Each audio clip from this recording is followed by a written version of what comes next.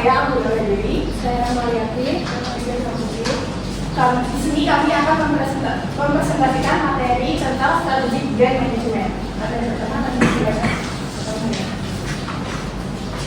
Baik, selanjutnya saya akan menjelaskan tentang manajemen merek strategis. Yang pertama itu ada pengertian dari merek. Jadi merek itu adalah nama, simbol, desain, atau sekumpulan dari semuanya yang digunakan perusahaan untuk membedakan produk atau jasa dari kompetitor atau pesaing.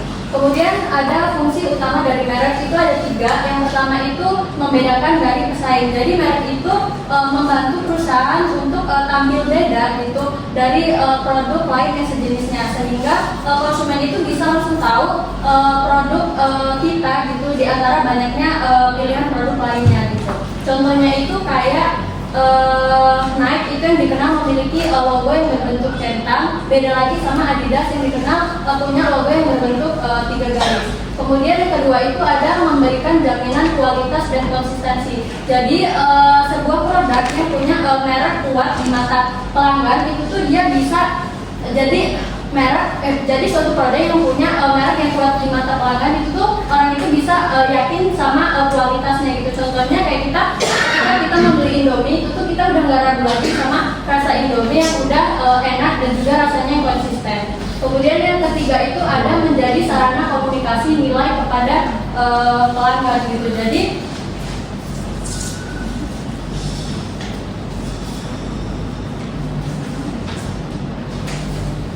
Jadi lewat merek itu si perusahaan itu bisa menyampaikan pesan, nilai dan juga identitas perusahaan kepada pelanggan atau konsumen gitu. Contohnya itu produk DAF yaitu menunjukkan nilai kecantikan alami dan rasa percaya diri pada wanita.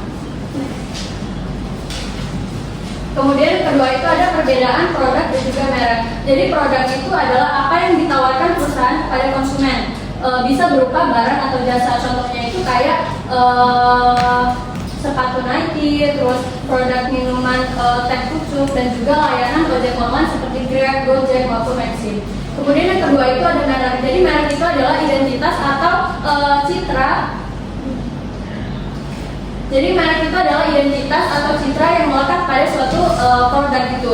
Dia itu seperti gambaran perasaan orang terhadap produk tersebut. Contohnya ketika kita mendengar kata Apple, pasti ada di pikiran kita itu dia kesannya elegan dan juga eksklusif. Kemudian yang kedua itu ada peran strategis merek. Yang pertama itu dia mengurangi resiko pembelian, finansial, sosial, dan psikologis. Jadi lewat merek itu membuat konsumen itu merasa lebih aman dan langsung percaya kalau semisal produk itu punya kualitas yang bagus gitu. Contohnya banyak orang yang membeli iPhone itu karena mereka tahu kalau kualitasnya itu bagus, terus kameranya itu jernih gitu, sehingga konsumen itu nggak merasa rugi atau kecewa setelah melakukan pembelian terhadap produk itu. Kemudian yang kedua itu ada mempermudah pelanggan mengenali produk. Jadi merek itu merek itu dia bakal punya ciri khas tersendiri kayak nama, kayak warnanya, terus logonya, dan juga kemasannya, sehingga konsumen itu bisa langsung mengenali produk itu di antara banyaknya pilihan produk-produk lainnya. Contohnya kayak warna sama logo huruf putih pada Coca-Cola itu tuh orang tuh bisa langsung tahu kalau itu tuh minuman bersoda walaupun dari jarak yang jauh gitu dan tanpa melihat tulisannya secara lengkap. Kemudian yang ketiga itu ada memberikan status atau prestige, nilai emosional. Jadi lewat merek itu seseorang itu bisa merasa lebih percaya diri dan bisa meningkatkan nilai sosial gitu. Kayak semisal kadang orang juga membeli suatu produk itu bukan cuma karena fungsinya aja, tetapi karena lewat produk itu si orang tersebut tuh bisa punya bisa menambahkan nilai sosial di kalangan konsumen lainnya. Contohnya itu kayak orang itu kadang membeli mobil Alphard itu bukan cuma karena kenyamanannya aja, tetapi karena dianggap sebagai simbol kesuksesan dan status sosial yang tinggi. Kemudian yang keempat itu ada mendorong loyalitas pelanggan dan pembelian ulang. Jadi kalau semisal pelanggan itu udah puas sama kualitas dan pengalaman merek mereka, maka mereka itu biasanya cenderung tetap beli produk itu tanpa ragu. Contohnya orang yang udah cocok sama produk Wardah, maka dia tuh bakal beli lagi tanpa ragu terhadap produk Wardah itu sendiri. Kemudian yang kelima itu ada memungkinkan harga premium. Jadi merek yang kuat itu bisa menjual produk dengan harga yang lebih tinggi karena konsumen itu udah percaya sama kualitas dan nilai tambahnya. Contohnya Starbucks itu kan dia menjual kopi yang lebih mahal dibanding kedai biasanya karena pelayanannya, pengalaman dan juga citra mereknya. Kemudian yang terakhir itu ada membantu segmentasi pasar dan efektivitas promosi. Jadi lewat merek itu dia membantu perusahaan menentukan target pasar dan menyesuaikan gaya promosi agar tepat sasaran. Contohnya itu Wardah itu fokus pada wanita muslim dengan pesan halal dan lembut di kulit. Jadi promosinya itu jelas ke segmen yang tepat.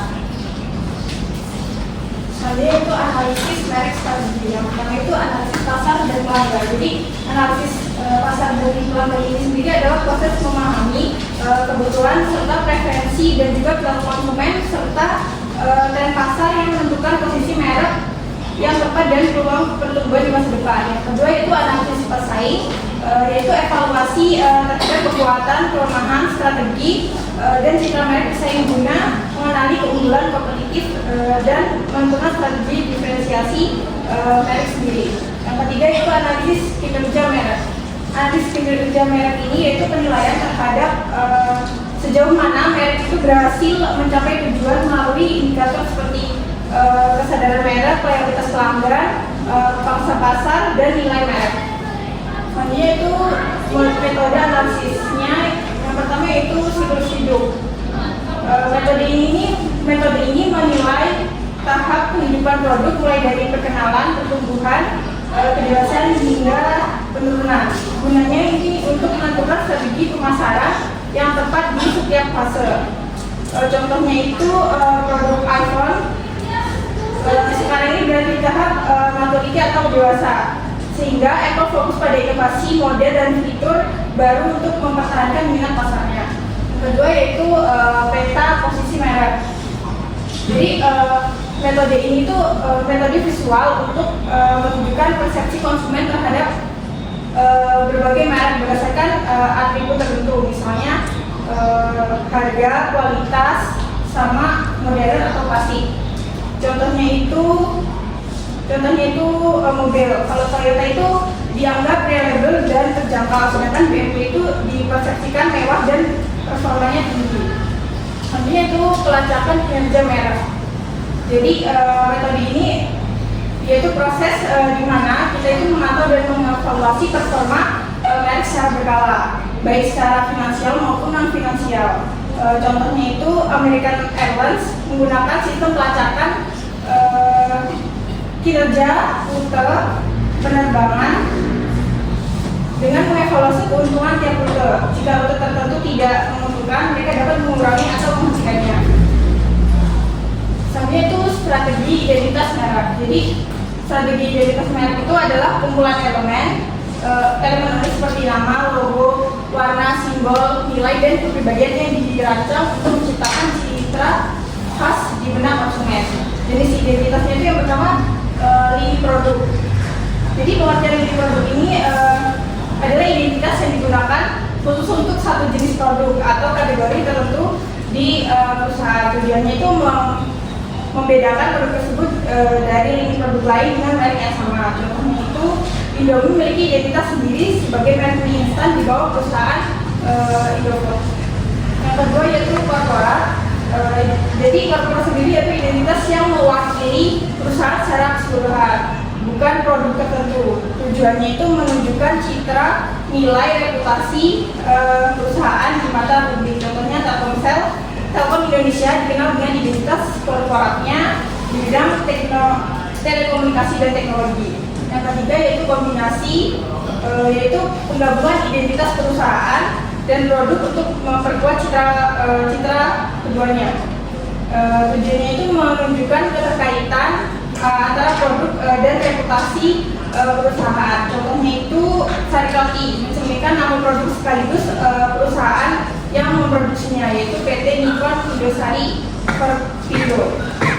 Yang terakhir yaitu private label, yaitu merek yang dimiliki dan dijual oleh perusahaan, yang dijual oleh pengecer, bukan oleh produsen. Tujuannya meningkatkan loyalitas pelanggan dan toko untuk menawarkan harga yang lebih kompetitif. Contohnya itu Alfamart memiliki produk bermerek sendiri seperti air mineral, tisu dengan label Alfamart.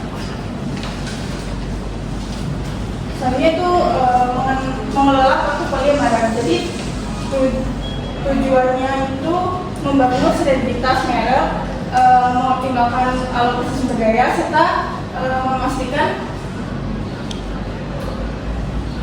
komposisi sistem merek. Contohnya itu Nestle dengan lebih dari 8.000 merek di berbagai kategori. Selanjutnya itu manfaat merek. Yang pertama itu perluasan lini, yaitu menambah variasi dari merek yang sama. Contohnya Indomie membuat variasi baru, yaitu berupa Indomie Ayam Geprek. Selanjutnya itu perluasan merek. Jadi perluasan merek itu menggunakan nama merek lain untuk kategori baru, contohnya Wardah. Selanjutnya yaitu kolaborasi merek. Kolaborasi merek atau COP sendiri itu dua merek bekerja sama untuk menciptakan produk jenis baru. Contohnya itu Tokopedia dengan Gojek. Yang kedua yaitu branding licensing. Jadi memberikan izin kepada pihak lain untuk menggunakan merek dengan imbalan yang loyalitas. Contohnya karakter Disney yang digunakan pada produk mainan, pakaian, atau minuman. Selanjutnya tantangan manajemen merek. Jadi manajemen merek itu menghadapi beberapa hambatan dan dalam membangun sebuah merek. Yang pertama yaitu tekanan harga pesaing yang mengalihkan fokus dari strategi merek.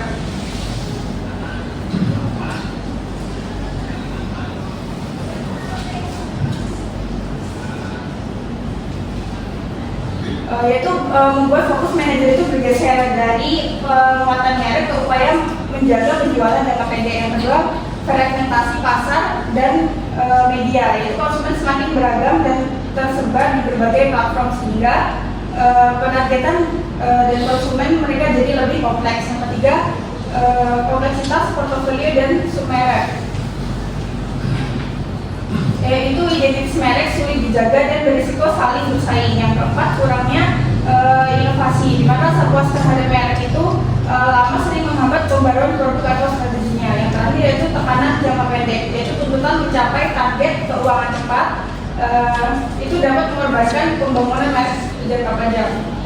Selanjutnya yaitu strategi mengelola produk merek. Yang pertama itu atribut, yaitu merek mengingatkan pada ciri khas atau karakteristik dari produk tertentu. Yang kedua yaitu manfaat, konsumen beli manfaat, itu bukan sekedar atribut, tapi atribut itu diterjemahkan menjadi manfaat emosional dan emosional.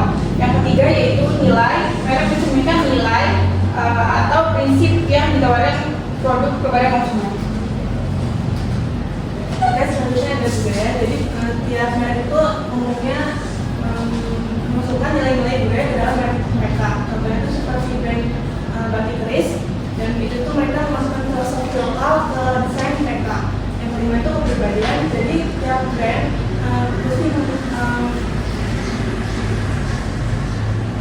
jadi tiap brand itu pakai brand tersebut pasti menggambarkan kepribadian mereka. Contohnya seperti brand Body Shop itu kan terkenal dengan kreativitasnya. Nah itu mereka itu terkenal dengan peduli lingkungan dan juga ramah lingkungan. Dan yang keenam ada pemakai. Dan di sini tuh merek mencerminkan penggunanya. Contohnya seperti brand baju Erigo itu kan mereka terkenal dengan anak muda yang modern, dan eksklusif itu lebih ke yang profesional dan juga rapi. Oke, selanjutnya di sini ada 4 alternatif yang bisa digunakan perusahaan dalam mengembangkan merek mereka. Yang pertama itu adalah extension, jadi itu ini strategi pengembangan yang ketika perusahaan itu menggunakan merek mereka yang sudah terkenal atau sudah dikenal oleh masyarakat, dan membuat membuat variasi yang lebih baru. Contohnya seperti Indomie yang awal itu cuma Indomie goreng aja, sekarang udah ada variasi baru seperti Indomie geprek dan Indomie rendang. Yang kedua ada brand extension atau kepelasan merek. Yang ini tuh lebih ke strategi pengembangan dan menggunakan merek yang sudah dikenal oleh konsumen, dan mereka membuat kategori yang berbeda dari yang sebelumnya. Contohnya itu Wardah. Wardah itu kan terkenal dengan brand, awalnya terkenal dengan brand makeup mereka. Sekarang tuh mereka buat kategori yang baru seperti brand dan kategori skincare mereka. Yang ketiga itu multi brand atau banyak brand. Dan ini tuh lebih ke perusahaan lebih dari satu merek yang menggunakan kategori yang sama tapi menjangkau audiensnya yang berbeda. Contohnya itu seperti di perusahaan Unilever itu kan mereka punya kategori sabun. Nah itu kan brandnya itu ada banyak yang di Unilever, kayak ada Lux sama Lux. Nah itu tuh jangkauan target itu berbeda. Kalau Lifebuoy sendiri itu lebih ke perawatan kulit, sedangkan kalau sabun Lux itu lebih ke wangi-wangian yang kuat. Yang keempat itu ada new brand atau merek baru. Jadi ini lebih ke perusahaan yang membangun identitas merek yang berbeda dari merek yang sudah ada. Contohnya itu kayak perusahaan Gojek yang awalnya cuma layanan pemesanan driver, sekarang itu sudah ada aplikasi baru seperti GoPay yang khusus aplikasi untuk layanan dompet digital. Selanjutnya ada tanggung jawab manajemen merek. Di sini tuh ada 3 tingkatan organisasi tanggung jawab manajemen merek. Yang pertama itu ada manajemen produk atau merek. Nah, jadi ini bertanggung jawab dalam perencanaan, pengelolaan, dan juga realisasi strategi untuk produk dan merek tertentu. Nah, contohnya itu seperti brand tim manajemen tim teh Berkososo yang mereka itu memastikan bahwa pesan yang mereka buat itu seperti apapun makanannya dan berkonten minumannya itu tetap relevan di era sekarang dan masih dipakai di company lain. Yang kedua itu manajemen grup produk atau pemasaran. Jadi ini mereka itu mengkoordinasikan kinerja dan strategi dari beberapa manajer merek. Nah mereka itu juga tugasnya mengelola portofolio merek dan menyetujui rekomendasi dan serta menjaga sinergi atas produk dan milik bisnis. Yang ketiga itu ada manajemen portofolio produk, itu lebih ke pimpinan eksekutif yang mengambil keputusan sebagai mengambil keputusan strategi seperti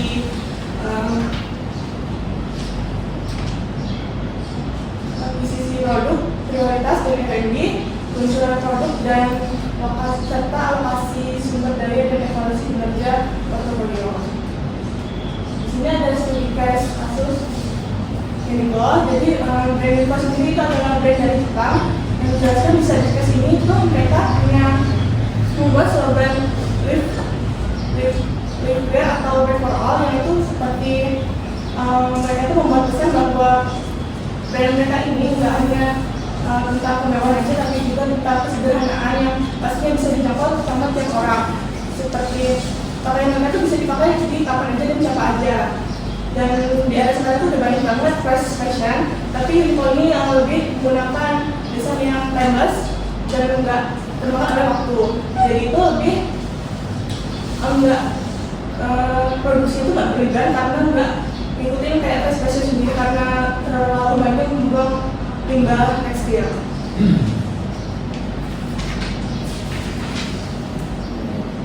Jadi dalam kampanye live wear atau virtual itu mereka bisa dipakai di rumah, terus kerjaan kantoran dan juga lansia, dan mereka berhasil menetapkan brand awareness dan mempertegas posisi mereka sebagai everyday wear brand yang membuat Unilever bisa bertahan lama dan disukai oleh konsumen sama sekali.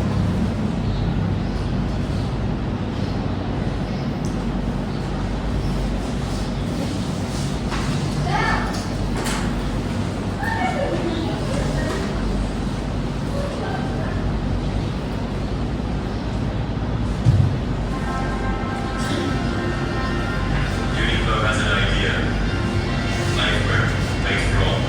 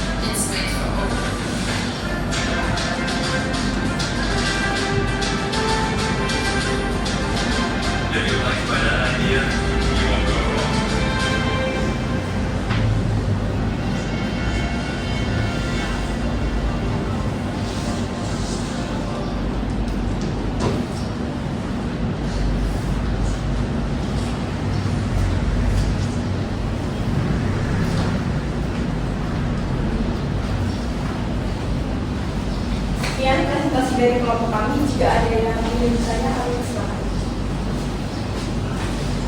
Ya, kasih aplaus dulu buat kelompok. Ya, seperti yang Prof katakan tadi, jadi hari ini kita sedang membahas tentang salah satu strategi produk yang berbasis kepada apa yang kita kenal dengan brand. Ya. Tadi sudah dijelaskan what is the brand, apa itu merek, kenapa produk harus dikasih merek, apa fungsinya, dan lain sebagainya. Termasuk Uniqlo tadi yang menjadi salah satu contoh kasus dari yang representasikan bahwa Uniqlo adalah salah satu merek, ya, merek dari pakaian, terus tidak hanya pakaian ya, untuk kebutuhan sehari-hari termasuk ini yang kalau pakai juga Uniqlo, ya, ini produk Uniqlo.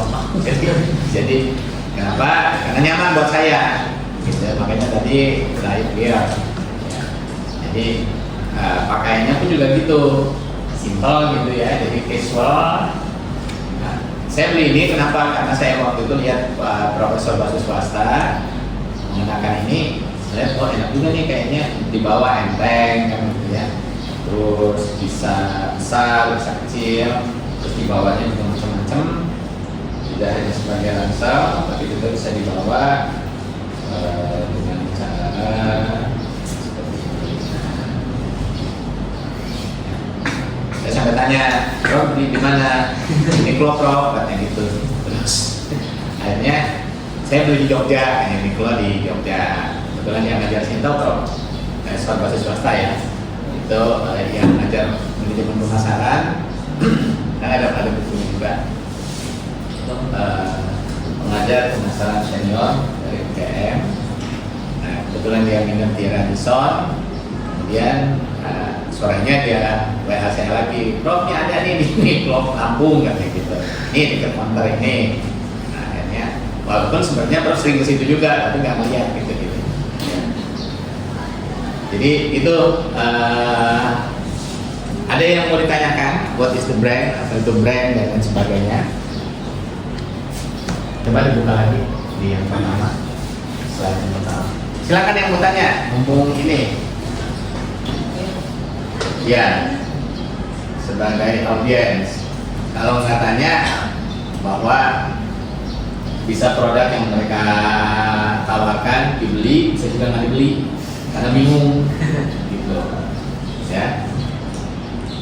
Bisa nyambung, saya juga nggak nyambung. Kalau nyambung berarti kan dibeli, kalau nggak nyambung berarti nggak dibeli. Nah, oleh karenanya mana yang masih ragu-ragu ya ditanyakan. Gitu. Kan kalau kita beli suatu produk kan gitu, mana yang kita nggak jelas ya kita tanyakan. Ini kira-kira kuat nggak barangnya? Kira-kira ini bisa tahan berapa lama? Ya. Silakan. Itu jadi brand adalah membedakan dari produk kita dari pesaing, jadi penciri. Di antara mereka bertiga itu kan punya ciri yang berbeda nih. Ada yang pakai kerudung, ada yang rambutnya digerai, ada yang itu penciri, ya, penciri. Jadi termasuk cara bicara, ekspresi wajah, itu juga penciri. Sifat, karakter, nah itu penciri. Nah, Anda pun demikian ketika akan membeli suatu produk, misal ya, contoh yang paling gampang bahwa ini kan masih single semua, ingin membeli produk menjadi pacarnya misalnya. Setelah jadi pacar kan nanti bisa menikah dan seterusnya. Nah kan yang paling pertama kali dilihat kan sebetulnya kayak produknya ini. Lalu produk ini berkualitas enggak? Brandnya seperti apa? Kan kita juga pasti tanya-tanya kan, informasi dari temannya, itu orang ini kira-kira sifatnya seperti apa, karakternya bagaimana. Selain kita melihat langsung, dan begitu juga seperti Uniqlo, ketika kita akan membeli produk itu, brand Uniqlo itu dari word of mouth adalah produk yang berkualitas. Nah kalau kita belum tahu pasti kita tanya, benar nggak sih kuat, benar nggak enak dipakai? Ya, jadi dia penciri. Uniqlo adalah lightweight. Ya. Kemudian yang membedakan dengan pesaing memberikan kualitas, konsistensi. Artinya produk yang sudah berbasis branded itu dia konsisten menjaga mutunya. Ya. Beda dengan yang belum berbasis kepada brand. Makanya orang selalu beli pengennya yang branded, gitu ya. Karena apa? Terjamin, yakin. Misalnya kayak sepatu, Nike, nggak cepat rusak. Baju juga begitu. Terus kadang-kadang membangun emosional itu kita bangga ketika makainya, ada rasa percaya diri. Kan kalau kita nggak memiliki rasa percaya diri kan nggak pede kan. Jadi untuk presentasi juga mungkin malu-malu, nggak nyaman, ya. Tapi kalau kita percaya diri mengenakan pakaian yang memang kita merasa bahwa ini adalah bangga, senang, bahagia, ya kita akan muncul aura, ya, aura bahwa kita memiliki rasa percaya diri, ya. Menjadi sarana komunikasi nilai kepada pelanggan, ya. Lanjut. Nah, ini tadi apa yang membedakan produk dengan merek, ya. Jadi kalau merek itu adalah identitas citra yang melekat pada produk itu. Nah, produknya tadi adalah barangnya atau jasanya. Nah, apa yang melekat di situ itu yang disebut dengan merek. Makanya merek juga punya nilai. Ada orang beli produk yang penting bermerek. Gitu. Masalah urusan ininya lain lagi. Yang penting kalau udah merek, kenapa? Tadi emosionalnya terbangun. Ya, dia yakin ketika menggunakan merek ini, maka dia merasa terangkat lah. Ya. Lanjut.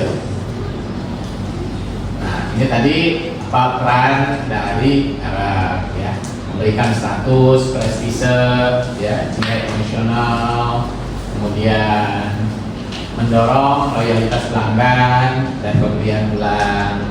Tadi yang Bapak katakan, contohnya tadi kalau misalnya kalau telur asin tidak diberi merek, maka tidak akan terjadi pembelian ulang. Tapi ketika kita beri merek, telur asinnya, maka telur asin itu macam-macam. Ada yang rasanya renyah dalam arti kan ada yang berminyak, terus ada kayak pasir-pasirnya, ada yang biasa-biasa saja.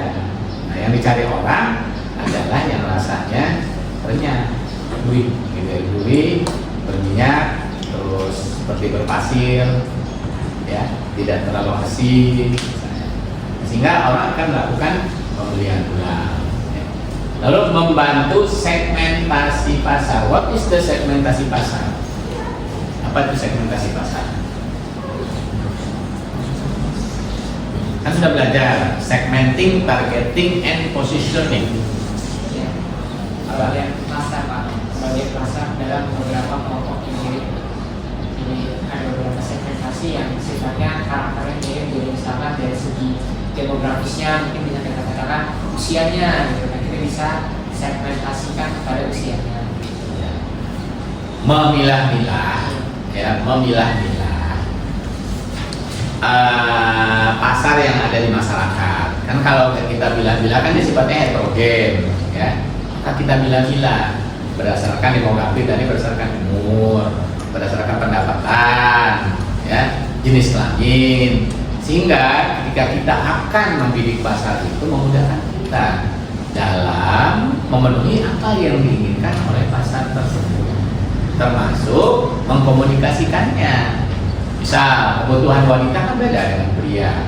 Kalau kita tidak memilah itu, maka misalnya kita memiliki usaha di bidang kafe saja kan, misalnya kafe kalau kita bidik misalnya adalah segmennya wanita, maka kita akan memberikan experience marketing yang berbasis kepada wanita, ya, mulai dari desain kafenya, suasana musiknya, interiornya, sehingga menciptakan para wanita atau gender ini merasa nyaman ketika ke kafe itu. Berbeda lagi kalau misalnya yang kita bidik adalah segmen pria. Kalau pria kan dia pengennya mungkin ada yang smoking area, ada yang interiornya misalnya warnanya adalah hitam, strong dan lain sebagainya. Kalau wanita kan beda, warnanya warna pink, gitu. Yang manja-manja, glowing, ya, gitu. Bekatnya glowing sekarang. Iya benar. Berarti manja dong. Juga strong gitu ya. Ya, jadi kira-kira gitu ya. Jadi itulah gunanya tadi bagaimana kita berbasis segmen. Jadi merek itu berbasis segmen agar efektif dalam mempromosikan produknya kan untuk bayi kan beda. Jadi yang mengkomunikasikannya juga gimana caranya supaya anak-anak juga tertarik gitu, ketika melihat produk itu ya.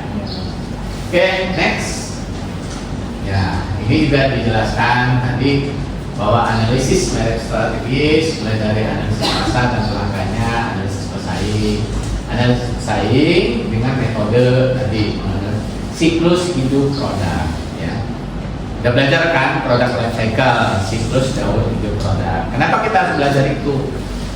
Karena ketika kita ingin meluncurkan suatu produk, strateginya berbeda.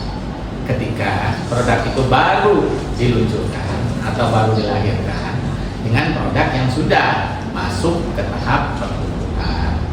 Beda lagi strateginya ketika produk itu sudah masuk di tahap kedewasaan ya atau maturity. Lalu gimana caranya lagi strateginya?